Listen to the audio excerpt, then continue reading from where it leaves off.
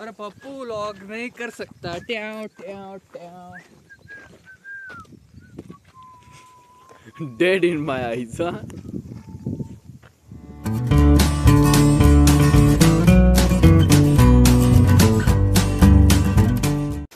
Cringe. अरे बाहेर दिसते रे मी।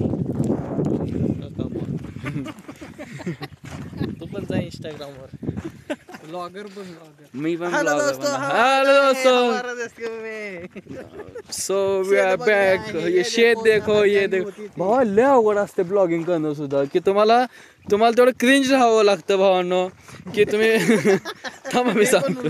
ब्लॉग मध्ये हा की तुम्हाला खरं सांगतो, ब्लॉगिंगची रिॲलिटी सांगतो तुम्हाला, की तुम्हाला क्रिंज राहावं लागतं ब्लॉगिंग करताना, की प्रत्येक गोष्टीचं तुम्हाला लक्ष ठेवावं लागतं, की फोटो काढायचा आहे, मग लोक काय म्हणतील काय, की आता मग हा त्यानंतर एखाद्या गोष्टीचं दोनदा टेक करायला लागते, मग आता घरच्यांना खोटं खोटं दोनदा रडवावं लागते, की समज आता आमचा मित्र आहे तर त्या भावानं तसं किती विचित्र आहे बघा, आता तू घरी चाललायस, तुला कळण चाललंय की तू हात अवघड हा, ही दुसरी गोष्ट, ही आता माझा हात अवघडलेला अवघडलंय दुसरी गोष्ट आता सांगतो, माझा मित्र आहे बरं का, हातून चालू कर बरोबर ते ट्रेन येते। हा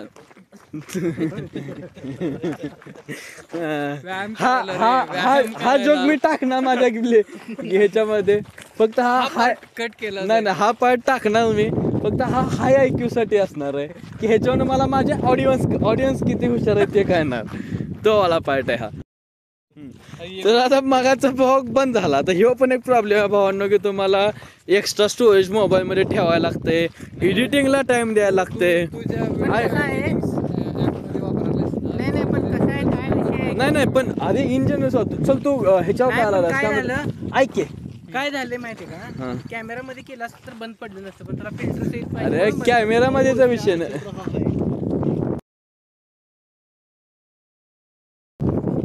हेलो दोस्तों, हम लोग आए हैं कोण आहे